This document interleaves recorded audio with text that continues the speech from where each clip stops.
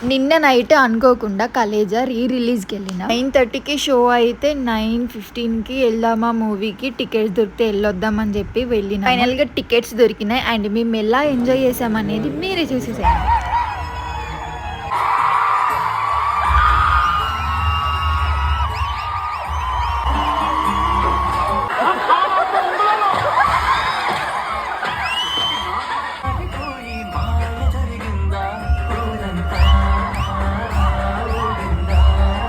చూడని లింగం నిరుపద్రవమగు నిశ్చల లింగం ఆదికేజమగు